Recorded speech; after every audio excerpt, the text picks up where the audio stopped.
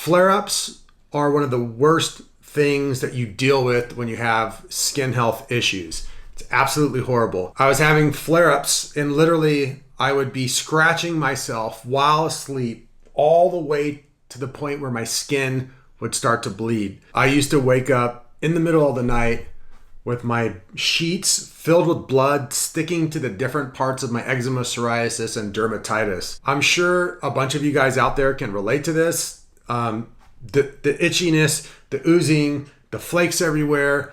In today's video, what I want to give you guys is a flare-up protocol, step-by-step things you can do to make your flare-ups go by way faster, be much easier. Here's the thing is most people address their flare-ups in the absolute wrong way, meaning what they do during their flare-ups actually makes their flare-ups worse and will lead to more, bigger, worse flare-ups down the road. And then on top of it, stop you from healing. I want you guys to avoid that. That's why I'm making this video. One thing to keep in mind is to make sure to watch until the end of the video for those of you who are actually really serious about healing your skin. I have some super important details to share with you guys, and you're really not going to want to miss what those are. For those of you guys who don't know me or who are new to this channel, my name is Rob Stuart. I've been an eczema coach, psoriasis, dermatitis, sebderm coach for over a decade. I'm also someone who used to suffer majorly from skin health issues like eczema, dermatitis, psoriasis, and rosacea. Yes, I had all of them.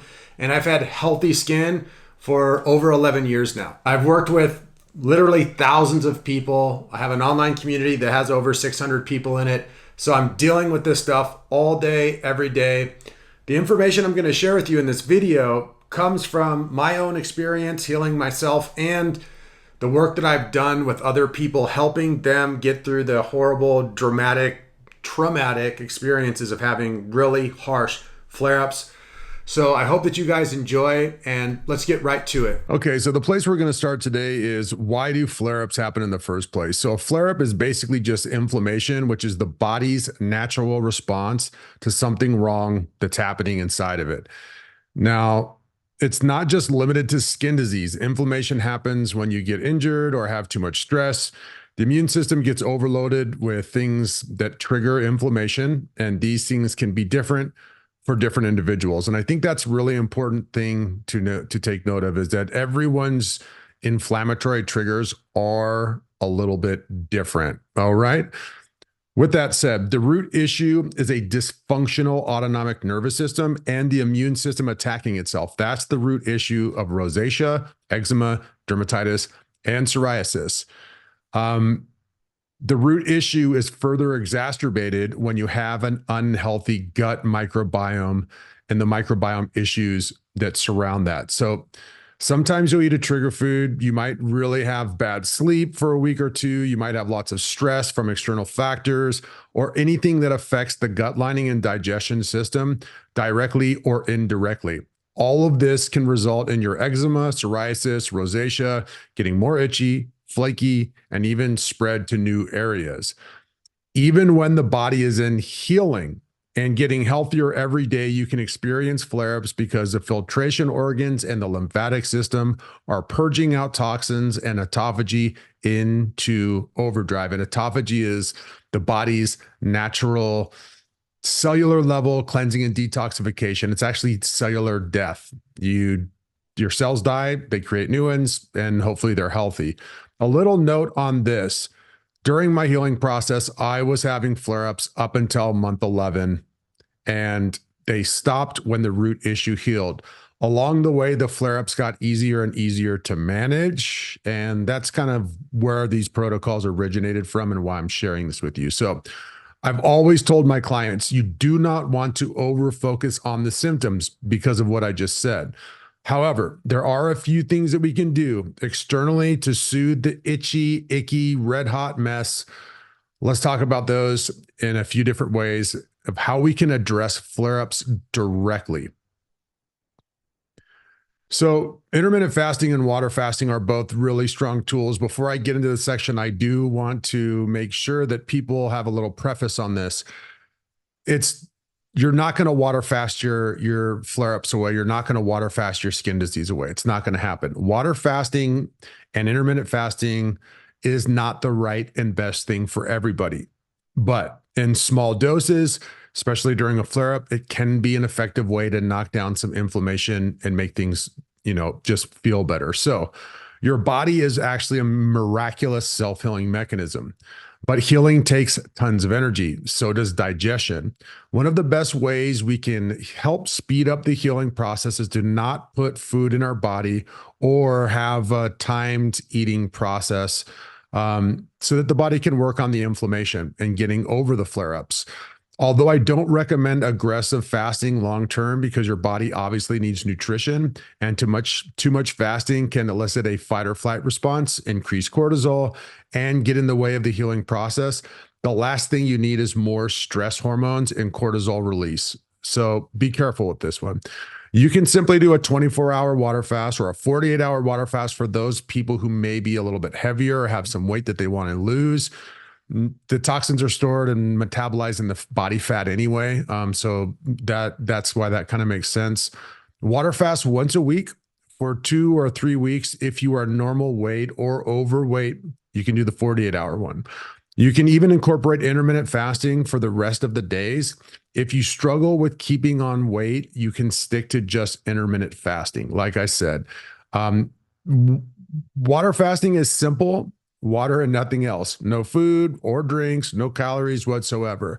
Intermittent fasting is when you divide your 24 hours of a day into an eating window and a fasting window. Typically 18-6 fasting eating window is done, but you can start with 14, 16-hour fasting window. Again, this is not something you need to keep doing for months and months of the rest of your lives, but fasting is one of the most effective things to do to lower inflammation acutely during a flare-up. For those of you who need more information on intermittent fasting, I do have a ton of videos on my YouTube about it. One of the easiest ways to do intermittent fasting is basically pick a time during the day. Make it 2 to 6 or 2 to 8. During that time, you can eat. The rest of the time, do not eat and just drink water. Simple method. All right. Here's a part where you guys really need to pay attention because a lot of people do not really grasp this. In order to reduce the flare-ups, you first have to already be eating healthy and in a customized diet. I explained the whole process. The video will be linked in the description box. It's an hour-long video. It's much like this one where I go over everything diet aspect related. That's a place to start. You got to be eating healthy to get over the flare-ups faster. Gut healthy foods are very important. So diet is definitely one of the number one factors for long-term healing. In addition to fasting, you can do a strict low inflammation diet for a few days or during your flare-ups that will ensure your body detoxes faster and builds up a healthy gut lining fast. You can literally do a 4-food diet. Now, again, this is not black and white. This is just an example. One that works really good is turmeric lemonade, 32 ounces a day, bone broth or meat broth for those of you who have issues with histamines or maybe think you have histamine problems. Bone broth and meat broth are not the same. Meat broth is for people who have histamine issues. Bone broth is for people that don't. Grass-fed, grass-finished beef or pasture-raised chicken, wild-caught salmon. Eat those 4 foods and you will be good to go. You can also throw in a little grass-fed butter or extra virgin olive oil to get in some healthy fats. Keep it super simple, but you can literally do a 4-food diet during this the inflammatory knockout phase of trying to get over flare-ups. These examples are the lowest inflammatory causing foods. Turmeric lemonade helps the body detox better and starts the whole digestion process and detoxification process, waking up the filtration system. Meat is extremely nutrient dense. And to be honest with you, some of you guys will be surprised by this. Red meat and pasture-raised chicken and high quality meat is the safest food for people who have skin health issues to be eating. Again, this is coming from my work with over 2,500 individuals doing skin health focused coaching for over a decade. I come from a plant-based background and I switched my game up because of how beneficial eating meat is. The body doesn't have to work a lot to digest the high quality meat, and it has packed with all the nutrients you need to fight inflammation and to heal.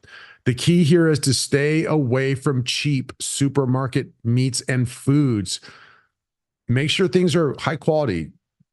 Grass fed, grass finished, organic meats are best. Poultry should be organic and pasture raised. Cage free is just a marketing gimmick. Keep that in mind. It does not mean anything. Pasture raised. If you're in a country that doesn't use the label pasture raised, you may have to check in with the food creator, the food distributor, to see if it's actually on a pasture. Be mindful of getting sufficient calories so your energy levels don't go down and you don't lose the motivation to stick to these foods. Very important. Eat enough food. We're not trying to starve ourselves. We're just trying to cut down the inflammation and the challenge of digesting food. Also, take care of your hydration. Make sure to drink plenty of good quality water. Tap water is not ideal. Drinking water out of plastic is not ideal. The best thing you can do is drink spring water and add some salt or minerals to it to make sure your electrolyte balance is on point. Number 3, and here's where you can really kind of focus your attention, is the cleansing protocols. I always advocate 3 fundamental pillars to reverse all types of skin and gut health issues: diet, movement, and cleansing. Cleansing and detoxification are the same thing. And cleanses don't have to be complicated. When you are having a flare up, doing a couple of these cleanses will greatly reduce inflammation and you'll get over it quickly. There's also a psychological aspect to this. When you are focusing on your diet and focusing on cleansing and focusing on intermittent fasting, you're focusing on the solution rather than focusing on the symptom and all of the pain and suffering that you're going through. So that, again, is a super important point, is the mental aspect, which I'm going to get to a little later in this video. Here's the only 3 cleanses that you need. And I will go over a few other things that work well as well later, again, that are more autophagy practices. So the salt flush, the coffee enema, and the liver gallbladder flush. Water fasting is also a great cleanse. The liver flush is slightly complicated, although it's highly effective. You can do just the coffee enema and the salt flush combined with the water fasting or intermittent fasting, and you'll experience a drastic reduction in inflammation. If you're going to actually focus on 2 of these, it'd be the salt flush and coffee enemas. Generally, people can get away with picking the one that they like to do best and just focus on that. If you like salt flushes, do salt flushes. If you like coffee enemas, do coffee enemas. Salt flushes have a good ability to clean out the whole of your digestive tract and sometimes remove old plaque, mucus, and even parasites. You can do the salt flush up to 2 times in a week. These are conservative things. Obviously, I'm not prescribing anything. I'm not diagnosing anything. This is information for you guys to riff off of and make your own. 2 times per week is pretty conservative. There are people that do more. There are people that only do 1, do less. Find your flow with this thing. When flare-ups go down, obviously get back to your just normal healing routines. Here's the thing. Coffee enemas have an exfoliating effect on the insides of your colon and can be done 2 to 3 times a week. So you can kind of do those a little bit more. If you guys have questions on a cleansing routine, any of these practices, I do have videos explaining how to do all of them. Again, I will link down in the description box a full-length, long-form video explaining the whole cleansing and detoxification process for healing your skin. It's very thorough. Again, this is just a flare-up guide. So it's not going to be as deep as some of the other things that I've put out. Keep this in mind, my friends. Don't overdo the cleansing. They can start to remove the good bacteria in a way, not really, but the basic thing to keep in mind is you can't cleanse and detox your way into good health. These are just simple tools to help knock inflammation out of the body and detoxify the body so that you can really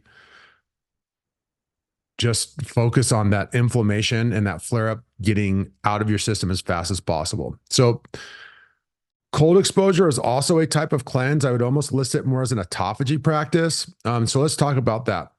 So number 4 is cold exposure.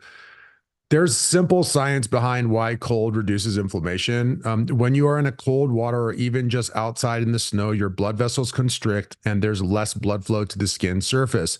This directly reduces swelling, redness, and itchiness. Then what happens is when you get out of the ice or get out of the cold, your body recirculates and fresh blood rushes to the surface. Also, there's a thing called cold shock proteins, which are super anti-inflammatory. They're also free radical fighters, which means that things like the possibility of having cancer cells or little inflammation things or things that are just causing strange pains in your body, the cold shock protein literally combats those directly. You can do cold showers, but ice baths are better. If it's cold outside, you can even jump in a lake or the sea or a river or whatever. It's not just buy some ice from the supermarket and put it in a bathtub or portable plastic tub. There's many different ways to do cold exposure. If you are just going outside in the cold weather, aim for about 15 minutes. Ice baths can be 5 to 10 minutes at most. Really, you only need like 2 to 3 minutes.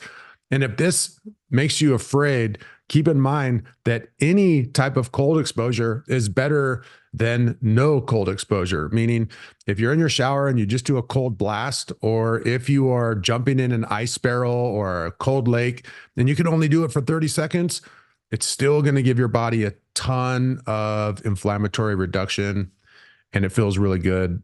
Something that's just fun and takes away itchiness. For me, the cold was a way to supercharge my healing experience and make me feel good. Here's the thing. One thing that you can play around with is going from cold to heat. So to supercharge your cold exposure, you can do a warm to cold and repeat it as many times as you want. Take a hot shower or use a sauna for a minute, then do 1 minute of ice baths and then repeat 3 to 5 times. It will make you feel electric. Or you can switch it up. Do a cold shower and then a warm bath. An Epsom salt bath is very calming and soothing for the skin. Sea salt or dead sea salt baths work great too. And I want to highlight this is that anything that has to do with sea salt or Epsom salt baths or even the ocean, they have an effect on the body that not only mellows you out, makes you feel good. It kind of reduces the stress and the anxiety in your brain, but it's also super detoxifying. And the magnesium, it actually mellows you out. It reduces inflammation. It also is just a really cool way to pH balance your skin. If your skin gets dry after the shower or bath, you can apply coconut oil, pure aloe gel, tallow. There's all sorts of topical treatments. Make sure they're all natural. And I will say this, tallow-based moisturizers are by far the best thing I've come across in the 10 years I've been doing this, by far. And it will also help you reduce your itchiness like crazy. So movement. Here's something that people tend to avoid during flare-ups. They don't want to move the body because it hurts. But if you do all these other things and you add some movement in, the circulation is going to be very helpful. The human body is made to move, and sedentary life breeds disease. So keep that in mind. If you're having a flare-up and you just want to lay around, smoke weed, watch TV, and just do shit and feel sorry for yourself, it's going to make things 10 times worse. Now, you don't need to exercise or excessively exercise like an athlete. Just go on a walk. Go walk around a garden. Go find a park and walk around in the shade. Hit the beach. Walk on the sand. Get your feet in the ocean. Jump on a mini trampoline. Movement helps the lymph flow around the body better and speeds up detoxification majorly. This ultimately leads to flare-ups ending faster. The bipedal walking movement also moves food along the digestive tract and improves digestion, among a million other things. Walking is probably one of the healthiest healing mechanisms that humans do not get enough of on a daily basis. I would do walks religiously every single day until the inflammation goes down, and then keep doing walks for the rest of your life. It kind of sounds like a joke, but it's not.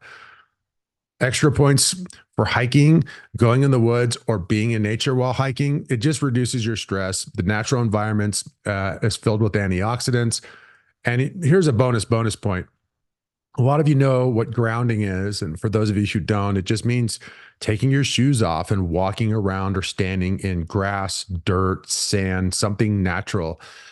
It releases negative ions. It fills the body with antioxidants. It tends to slow the rhythm of and the heart rate and blood pressure, lowering all and making the entire body process better. Okay. Moving on, number 6. And this one's a tough one because it's holistic. You know, life is stressful. Modern life is really stressful, but stress is good if it's not chronic. Like a workout is good, but long-term stress will affect your overall health and contribute to not just autoimmune diseases, but other diseases as well.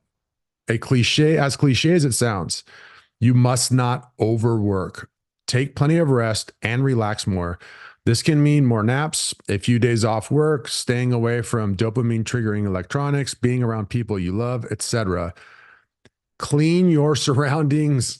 This has a positive psychological effect. I know this is a little Jordan Peterson, but honestly, if your environment is filled with clutter, your mind will be filled with clutter as well. You will be more stressed.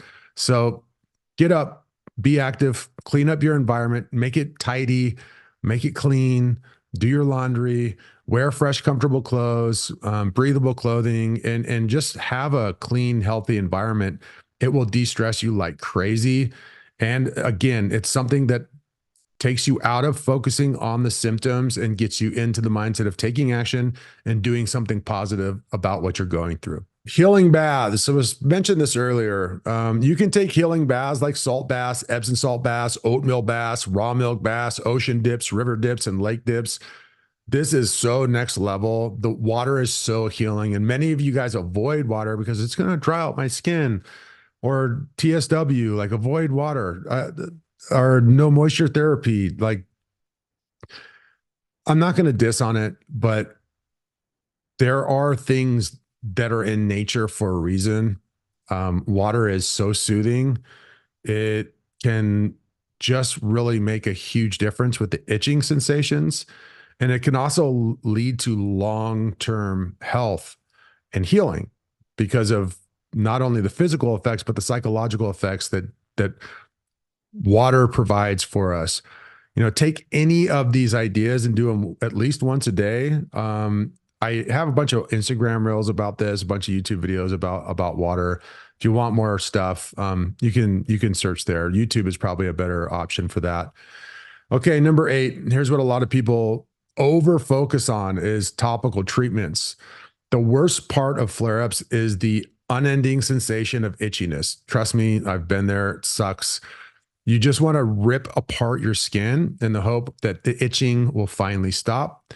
Apart from soothing baths and cold exposure, you can apply certain things directly on the skin to reduce the feeling of itchiness. These are some of my favorites. Tallow. As I mentioned earlier in the video, tallow is by far the most helpful thing. And you can apply a high quality tallow, preferably made at home or in the United States. Like you can apply it like any lotion. It will be soothing, and it will help dryness, and it will help flakiness. Tallow out of all of these is probably the most healing long term. Now, castor oil is pretty bomb too. You can go so far as to do castor oil packs, which again, I have a bunch of videos showing how to do castor oil packs. This has an anti-inflammatory properties. It's great for moisturizer. It's super thick and goopy and can a lot of times reduce the swelling and puffiness and the itchiness big time. And some staples like aloe vera, it has a very soothing and cooling effect. It can kind of be drying. So if you're going to use aloe vera, you might want to use the aloe vera. And then once it's kind of starts that drying process, you know, cover your body with tallow. Aloe vera has a cooling effect. It has an antimicrobial, antibacterial effect. People have obviously used it for sunburns forever.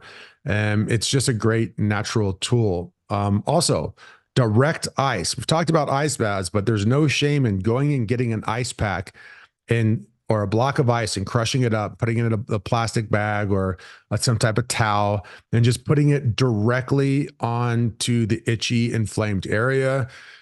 Look, there's a reason why athletes use direct ice. There's a reason why when you have a surgery, like when I had shoulder surgery, the doctor had me icing 5 times a day for 20 minutes. It directly knocks down inflammation and it does help the healing process.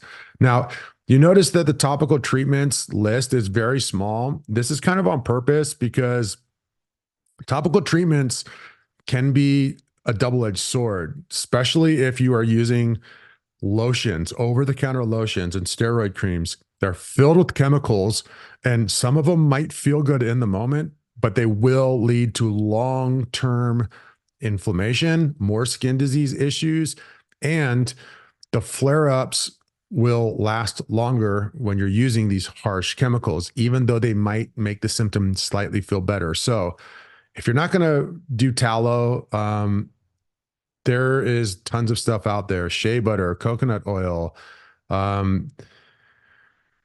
oil. But again, for me, man, guys, ladies, everybody, whatever you are out there, if you haven't tried tallow, I would seriously give it a try. The flare up mindset, some of you are probably going to skip this section, but you really don't want to. The flare up mindset is what's going to help you heal long term, and it's also going to be what gets you through these flare ups in just a more healthy way. So expect flare ups to happen, and you won't be surprised and stressed when they do. Flare ups are part of the healing process. Most people heal in a non-linear way, and there's going to be ups and downs. That's perfectly fine. You have to use your biomarkers to know if you're on track. Again, watch the full-length video on how to heal your skin, the blueprint video that's linked in the description to know more about that. You didn't get your skin condition from 1 week of bad food and bad habits and just environmental toxins. It was months and probably years of bad habits and modern life just kicking you in the ass. So of course, it's not going to take a month or just a few weeks to heal. Most people take anywhere from about 6 to 12 months to fully heal and completely reverse their skin issues. Took me a year. I have had clients who've reversed it in, severe eczema in as little as 90 days, but they're outliers, and that's the exception. You don't want to expect that. For most people, it's going to be a slow, incremental changes in their lifestyle that ensure long-term success. And what's the problem with that? Do you want a quick fix that'll heal you in a week, but you are back with even worse skin health in the next month? Or do you want to have perfect skin for the rest of your life? This is a difference between healing your skin naturally and using medications to cover up the symptoms as fast as possible. A saying I like to use with my clients is, you can either heal your skin for life, or you can try to heal your skin as fast as possible and watch how fast you fail. I hate to say it, but it's true. Set realistic expectations. You are going to have flare-ups, really bad ones even, but they are not permanent. Good skin and healthy gut are permanent. Look at it from that angle.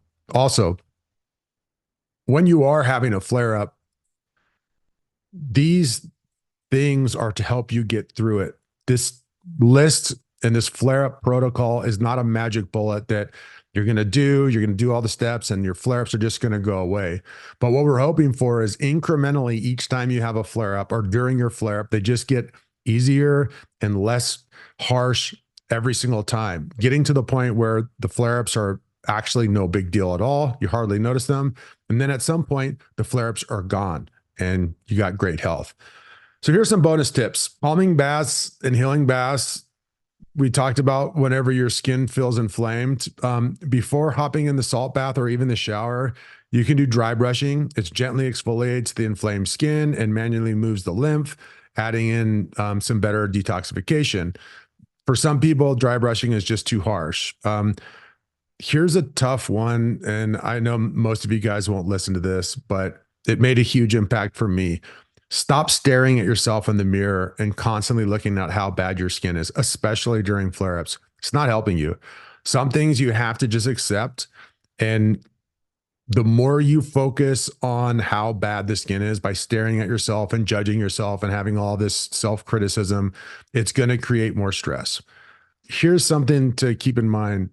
I took away all my mirrors during the healing process, and I got to a point where I didn't even care to look at myself. And it helped me get to a place where I literally stopped worrying about if my skin would heal or not, or what it looked like, because I was so deeply entrenched and focused on the day-to-day process of healing and the solution that things started to shift psychologically for me big time. So any way you can cut down on the self-judgment and the staring at yourself is going to be very helpful.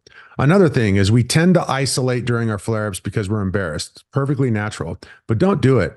Don't isolate yourself and think that, you can do everything alone. Surround yourself with positive, uplifting people. I know all of this seems a lot to do, but we're trying to attack the flare-ups from all directions and make it go away as quickly as possible. So here's bonus part number 2. For those of you who are still watching this video, you're obviously very serious about healing your skin. Down in the description box is several links. One of them is going to take you to the PDF that I used for this video.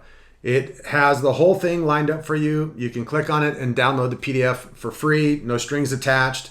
Also, in the description box is the step-by-step blueprint. It's an hour-long video that goes over every aspect of naturally healing your skin from A to Z, customizing the diet using the biomarker system, all of the cleansing and detoxification practices, and all of the lifestyle adjustments and biohacking things that you need to do to have long-term success with healthy skin. I'm also going to link down in the description box the cleansing and detox customization guide. It's, again, a long video that walks you through the entire process. With these 3 long videos, you kind of have everything that you need to heal your skin. And I'll be honest with you, because I enroll in other people's courses all the time. There's more information in the links down in the description box, and there's more detail than what other people are selling you in their courses for thousands of dollars. It's all free on my channel. Anyway, guys, I wish you the best of luck. I know firsthand how shitty and horrible flare-ups can be, but use these techniques, especially the mental aspect. And this is where I'm gonna just go on a little rant.